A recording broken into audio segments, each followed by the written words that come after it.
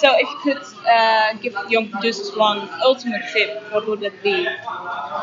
Get weird.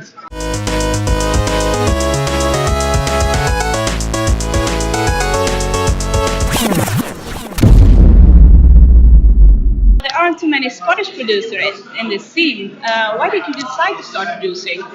Yeah, for like as long as I can remember, I've been producing music, like since I was a young teenager, and I produced a lot of music, like donk music or house music, really different styles.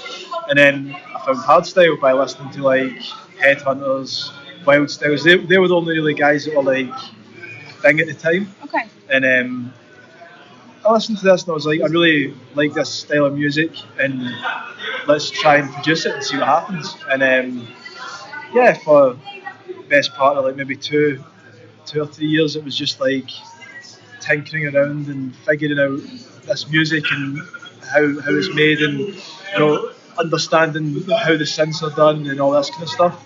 And and then things just became a thing. Yeah. But you're from Scotland. Did that influence your process, your journey in any way? Because most producers are actually from the Netherlands. Yeah. Most hardstyle producers. I think it was different for a lot of people. Like the being Scottish, and at the time, there's not at the time when I started, there wasn't anyone that I could really recall that was Scottish. Yeah. But now we have Rebellion. Those two guys are Scottish, and they're really killing it. But the being Scottish has been interesting for a lot of people. I think it's different. Like the accent. People, the accent. People love the accent. Yeah. And obviously the beard and stuff. It's like everyone's like, you're so Scottish, and they love that kind of stuff, which is it's nice. Yeah. And Caine is originally a biblical name. So did your name come from that story, or? It did. Yeah. Like not many people know this, but I said it in my masterclass actually. It's from the Caine and Abel story. Yeah. And the whole point of it was Caine murdered his innocent brother, and he was the first one to commit a crime or commit murder or whatever it was. And I thought, he's the evil twin, and Abel's like the good guy. Yeah. And my music is evil or twisted in some way. So I thought Caine's a dark name for dark music, and that's where it originated from. Okay. Pretty good story. Yeah. You live in the Netherlands now, shortly. Yeah. What do you think of it so far? Yeah, amazing. Amazing. It's so nice to like travel to, go a couple hours down into wherever else in the Netherlands, play a gig and go home and go to bed, rather than having to go to a hotel, get up, go for a flight, early morning flight or whatever. So the fact that the travel has been cut way out is so much nicer. And is there a lot of difference in culture? Because the places are pretty nearby each other, and we're always complaining about the weather here, but Scotland can be much better. No, Scotland's not any better at all. Actually, maybe even worse. Yeah. And what about culture? Is it a lot of difference, or? It's actually a lot more different. Like the drinking, alcohol, partying things happens a lot in Scotland also, but this is in the Netherlands. It's a lot more crazy, but I like it. Love it. It's a bigger party community. Yeah, a lot bigger. Yeah. And what are your future plans for 2018? Any collabs, new tracks? Collabs. There's going to be some collabs. We've had a lot of chat about doing, and it's just about getting the time to do it now. But I think there's some interesting collabs coming. Obviously, I can't really say much about them at the time, but until when they're done, I think it's going to impress people. Yeah. Okay. And if you could choose one person to do a collab with, who would it be? Your dream collab? Dream collab? Yeah. If I have to be honest, it'd be Headhunterz. Yeah. He's like my hero, like all-time hero. Like, so even if just to sit in the studio with that guy would just be a dream sort of thing. Yeah. So what does a typical Caine day look like? A Monday. Get up at like 2 p.m. Maybe not so much, but like maybe get up quite late, like 11, 12. Get up, see my cat, feed my cat, and all that stuff. Get up, drink a coffee. That is literally all.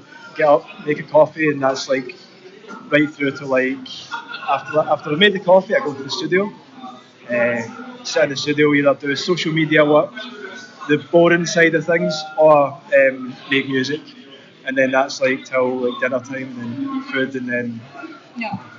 then back to the studio, and then bedtime, then repeat. So a lot of studio work, but also social media work. Yeah, You a think lot of your social media. Yeah, influence is important on social media? absolutely. Yeah, social media, like these days, social media is a huge part of your career. Like, if you don't have a good social media appearance, then you can pretty much rule out having a good career, because social media is like everything these days. So You know, like important, yeah. everyone has Facebook and Instagram and all these social media platforms. If you're not really socially present on these things, you're going to struggle. Yeah. Definitely. So we're here at Dancefair, and you also did a master class. Yeah. Do you think it's important to show your knowledge and to share it with people? Absolutely, yeah. Like one of the things, like you just asked there, what I wanted to really point out was like, you know, the importance of having a good image, a good social media presence, and having sort of unique music to play with. Because if you have a really standard looking image, you know, don't have anything really cool to go on, or a cool name or something, you're gonna again struggle. Even if you've got really good music, it's difficult for people to hear it. You know, they want something cool, they want a nice image, a nice marketing strategy and stuff. And I think I pointed that out quite well in the masterclass. And then and I also pointed out showed the bare bones, showed the bare bones of a project and stuff, and showed them how I work and my creative flow and stuff. So that was pretty cool. What's your preference, indoor or outdoor festivals? I think outdoor. Yeah. It's just like if the weather's good, it's always good. Magical, But also I like when it's nighttime outdoor as well. It's pretty cool. Like It's really cool, Cubase, yeah. Yeah. And a lot of indoor parties are during the day now instead of the night, like Origins next week. Yeah. What do you think of that? Because I think it's a shift that's happening right now. It happens It's- more than it used to. Yeah, like, from my experience, I've played a lot of I've been playing at maybe like 5 a.m., 4 a.m. Yeah. And people are just totally drained. Like they're totally done, and there's not much energy from the crowd. I think the energy levels will be a lot higher for going through like if it finishes like 1 or 2 a.m. or something. I think the energy will be a lot more present rather than people being like dead at like 6 a.m. like wanting to go home. Yes. So, And it also brings a better rhythm in your life because you don't have to Also, work during the night. Yeah, also I don't. Yeah, like you said, I can go to my bed and have a nice sleep rather than driving home at like 8 a.m. and like 8 a.m. and it's like getting to bed like 10 a.m. and having to sleep for like through the whole day. It's awful. It's awful. Yes. What did you think of the Dutch Carnival? I was sick. Yeah. Crazy. Like that was the first time that I'd ever done the carnival thing, and I had my Viking horns on and stuff, and I've never done anything like that before, so it was crazy. And the crowd at Carnival Festival were really something else. It was fun. Everybody's dressed up. You don't have like things like that in Scotland? Not really. No. Like Halloween is like the only time. Yeah. Well, talking about Dutch Carnival, can you say die rooie uit Schotland? De rooi uit Scotland. Yes. So last week was not only Carnival but also Valentine's. Did you receive any secret admirers cards or? Nee, from my girlfriend, mevrouw. Yeah. I got one card from her, so that was nice. Yeah. So if you could give young producers one ultimate tip, what would that be? Get weird. Like I said it in my masterclass as well. Like a lot of producers are always asking me, how do you make your kicks? How do you make your screeches? How do you do this and this? And it's like they follow a formula, like this, do it this way, this way, this way. And the way I do it is not that way at all. I just get weird. Like I will do things that some people may see as wrong. Like the process is different. Like. So I would say just throw the rule book out and just get weird and do fun, do weird stuff.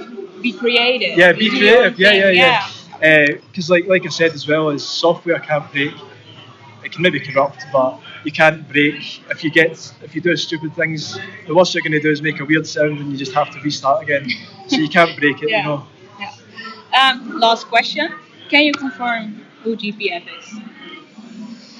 It's always going to be real unsafe, isn't it? Even if it's me and one of my friends, it's always going to be real unsafe. I believe it. I'm starting to wonder who GPF actually is now. I think it's me. Are you GPF? Maybe. We are all GPF. Yeah. Thank you so much. Yeah, no problem.